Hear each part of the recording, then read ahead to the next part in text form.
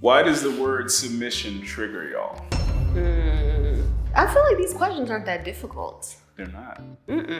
It's difficult from a woman's perspective because women don't want to wrap their minds around it. And I think that's why women are not okay with that word, because they don't want to inherently accept, how do we get there? How do we get to this point? If we're not even willing to accept the word, we're definitely not going to be willing to accept what got us to being icky about that word. We are the most helpful and kind, unhelpful motherfucker on this planet. A woman will go to the death for her friend, and they will create the most cozy space for their family, the most endearing space for their best friend. But for some reason, when it comes to a man, it's a pit that you get in your stomach, like, oh hell nah. And I think it's also like, what are my friends gonna think if I talk about catering to my man? I can cater to my friends all day. It's over. What happened? Dominic's car broke down. I have to go pick him up. So, calm down. Do you know how many times I had to pick you up when your Jag broke down? Go save it, Candace. The man is a loser.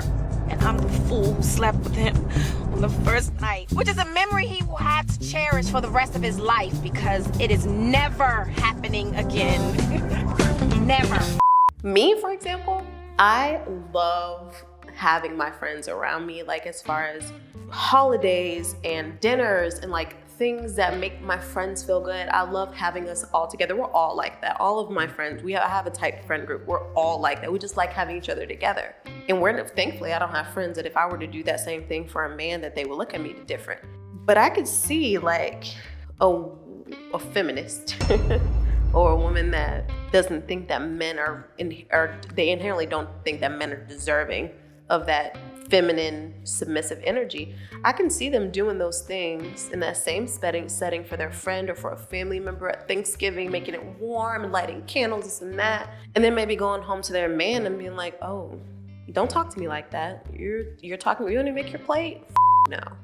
Just acting wildly different. So those like small little things, like I think as a society have a way of blowing things up bigger than what they really are. Like submission doesn't have to mean I'm getting on my knees for you. You, what do you like to do?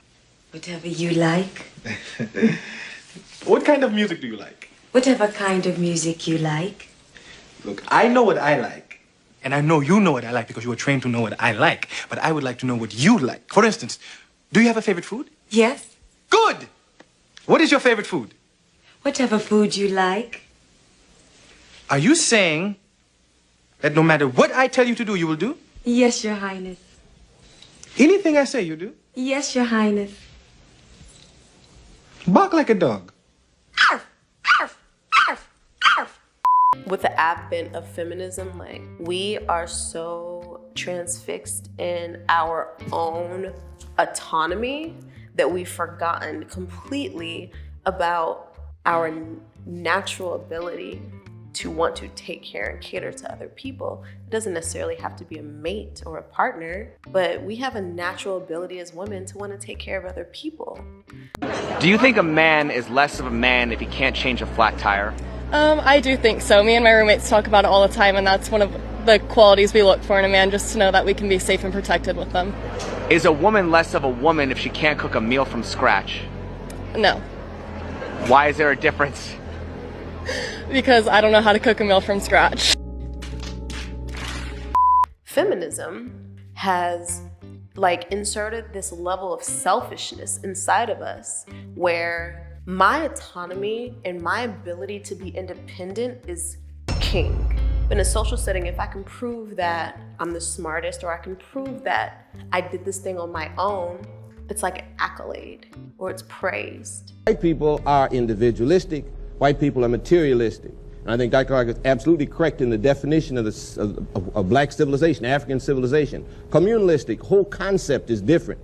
But the white man's individualism and materialism stems from the fact that he comes out of a situation, a place where you could hardly live.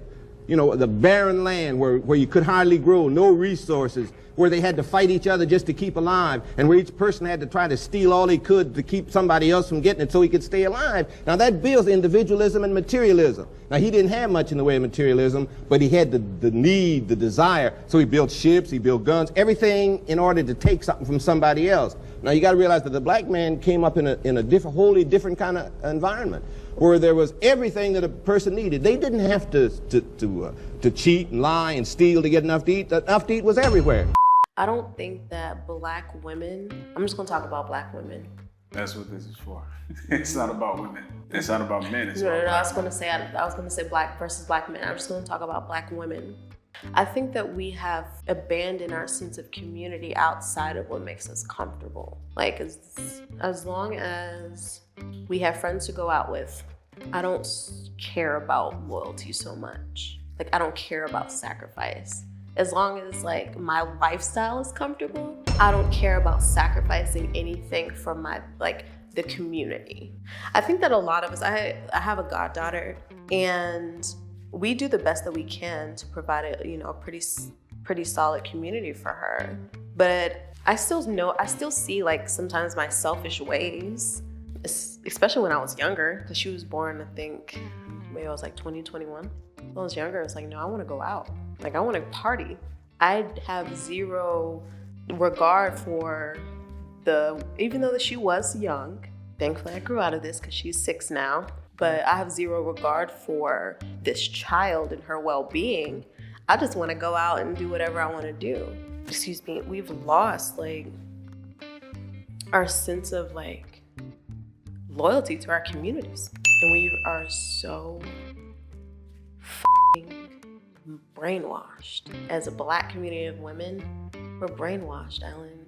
Like, it's really, really heartbreaking the influence that social media and these celebrities really have on us.